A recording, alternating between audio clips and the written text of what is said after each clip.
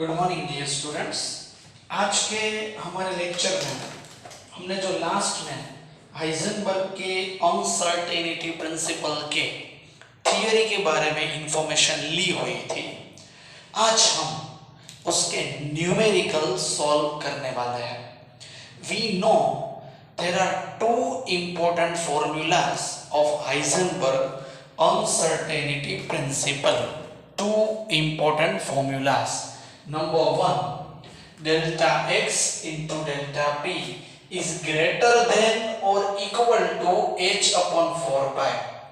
But जब मैं यहाँ पर न्यूमेरिकल सॉल्व करवाऊंगा तो मैं ग्रेटर देन को निग्लेक्ट करने वाला हूँ। ग्रेटर देन और equal to h upon 4 pi और delta x into m delta v is equal to h upon 4 pi, because delta p ये जो एंगुलर मोमेंटम है, मोमेंटम mv के बेस पर हम लिख सकते हैं। So delta p is equal to m into delta v। Okay, चलिए तो प्रॉब्लम नंबर 2.15 टेक्स्ट बुक आप सभी निकालेंगे अपनी, उसमें जो भी न्यूमेरिकल दिए हुए हैं हम उसका सॉल्यूशन करने जा रहे हैं। So take your NCERT textbook and problem number 2.15 में हम आगे बढ़ते हैं। मैं भी 2.15 यहाँ पर निकाल देता हूँ। ओके, न्यूमेरिकल हमारे सामने है। Microscope using suitable photons is employed to locate an electron का डिस्टेंस यहाँ पर दिया हुआ है। डेटा सेट करेंगे, पहले डिस्टेंस पोजीशन दी हुई है। Problem number 2.15। So delta x is here 0.1 angstrom. Okay, इस एंगस्ट्रॉम को हम मीटर में अगर ट्रांसफर करते हैं तो 1 angstrom is equal to 10⁻⁻10 metre.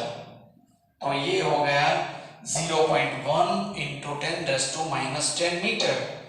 आगे, what is the uncertainty involved in the measurement of its velocity. Velocity की अनसर्टेनिटी हमें फाइंड करनी है। सो डेल्टा v यहाँ पर हमें फाइंड करना है। चलिए तो फॉर्मूला कौन सी लेंगे, delta x into m delta v is equal to h upon 4 pi. Delta v को अगर हम सब्जेक्ट बनाते हैं तो h अपॉन 4 पाई ये सामने जाएगा तो नीचे रहेगा m इंटू डेल्टा x। ये प्लैंक कांस्टेंट की वैल्यू कौन सी रहेगी, 6.626 इंटू 10⁻34। ये 4 पाई इज इक्वल टू 3.14। ये रहा मास। मास कितना रहेगा, इलेक्ट्रॉन के बारे में, फोटोन के बारे में बात की हुई है, इसीलिए 9.109 into 10⁻31 kg। Delta x 0.1 into 10⁻10 मतलब यहाँ पर आया 10⁻11। ओके, तो इसका हम सॉल्यूशन करेंगे तो हमें प्रॉब्लम नंबर 2.15 का सॉल्यूशन मिल जाएगा। Is it clear to all? बहुत ही आसान है। देखिए आपको कितनी वैल्यू यहाँ पर दी हुई होगी और क्वेश्चन में जब अनसर्टेनिटी वर्ड का इस्तेमाल होगा तो आपको पता चल जाएगा कि इसमें हाइजेनबर्ग की अनसर्टेनिटी का ये प्रिंसिपल की फॉर्मूला ही हमें यूज करनी है। तो ये रहा प्रॉब्लम नंबर 2.15 और उसका सॉल्यूशन। ओके, चलिए आगे बढ़ते हैं प्रॉब्लम नंबर 2.16 में। प्रॉब्लम 2.16 ध्यान दीजिए टेक्स्ट बुक में 2.16 में क्या दिया हुआ है। अ golf ball has a mass of 40 gram means m यहां पर है 40 ग्राम। इसको केजी में ट्रांसफर कर लेते हैं क्योंकि जो सभी कैलकुलेशन है वो हम जूल में करने वाले हैं h की वैल्यू की वजह से। तो इस ग्राम को हम किलोग्राम में ट्रांसफर करते हैं। ग्राम को अगर किलोग्राम में ट्रांसफर करते हैं तो 1000 से उसे डिवाइड किया जाता है, because 1 kg is equal to 1000 gram. मतलब ये रहा 0.04 kg। ओके, तो ये m हमारे सामने आ गया है। अभी नेक्स्ट क्या है, वेलोसिटी दी हुई है 45 मीटर पर सेकेंड। v यहां पर है 45 मीटर पर सेकेंड, बट वेलोसिटी में अनसर्टेनिटी है 2% जितनी, तो इसको डेल्टा वी में ट्रांसफर करना है तो कैसे करेंगे? देखिए 100% पर वेलोसिटी 45 मीटर पर सेकंड है, तो 2% अनसर्टेनिटी में वेलोसिटी कितनी रहेगी वो मिलेगा डेल्टा वी। तो 90 डिवाइड बाय 100 मतलब यहां पर रहा 0.9 मीटर पर सेकंड। तो वेलोसिटी की अनसर्टेनिटी 0.9 मीटर पर सेकंड जितनी है। मास यहां पर 40 ग्राम गोल्फ बॉल का, उसे केजी में ट्रांसफर कर लिया। वेलोसिटी है 45 मीटर पर सेकंड की, 45 मीटर पर सेकंड को 2% में ट्रांसफर कर देते हैं तो 100 to 45 तो 2% माने कितना? आंसर आ गया 0.9। और हमें यहाँ पर फाइंड क्या करना है? हमें फाइंड करना है पोजीशन की uncertainty, uncertainty position, that means हमें डेल्टा एक्स यहाँ पर फाइंड करना है। कौन सी फॉर्मूला लेंगे? Second one, delta x into m delta v is equal to h upon 4 pi. So delta x is equal to h upon 4 pi into m delta v. 6.626 into 10 raised to minus 34 divided by 4 into 3.14. यहाँ पर golf ball का मास दिया हुआ है 0.04, delta v है यहाँ पर 0.9। इसका आप सॉल्यूशन करेंगे, आपको जो भी आंसर मिलेगा वो मीटर यूनिट में रहेगा। So delta x is equal to h upon 4 pi m delta v formula यहाँ पर पुट अप करते हैं, हमें अनसर्टेनिटी पोजीशन कितनी है ये मालूम पड़ जाता है। Is it clear? तो ये हमारे पास रहा प्रॉब्लम नंबर 2.16 का सॉल्यूशन।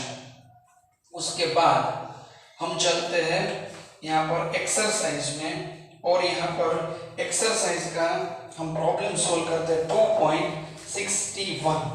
देखते हैं 2.61 में कौन सी फॉर्मूला हम इस्तेमाल करते हैं, देखते हैं। If the position of the electron, यहाँ पर पोजीशन ऑफ द इलेक्ट्रॉन दी हुई है, वो पोजीशन कितनी है मैं आपको बताता हूँ। The position of electron measure delta x यहाँ पर दिया हुआ है, प्रॉब्लम नंबर 2.61, बट ये एक्सरसाइज का, एक्सरसाइज 2.61। डेल्टा एक्स यहाँ पर 0.002, कौन सी है? 0.002 नैनोमीटर। डियर स्टूडेंट्स, यहाँ पर प्लस और माइनस की बात की हुई है, बट माइनस हम पोजीशन में कैलकुलेशन में कभी भी नहीं ले सकते, इसीलिए हमें 0.002 नैनोमीटर सीधा ही ले लेना है। इस नैनोमीटर को हम पहले मीटर में कन्वर्ट करते हैं। चलिए, तो 1 nanometre is equal to 10 raise to minus 9 metre हुआ, तो ये हो गया 2 into 10 raise to minus 12 metre. समझे ना? 0.002 मतलब क्या हुआ? 2 इंटू 10 रेज़ टू माइनस 3 और माइनस 9, ये रहा 10 raise to minus 12 metre. Delta x. Calculate the uncertainty momentum of the electron.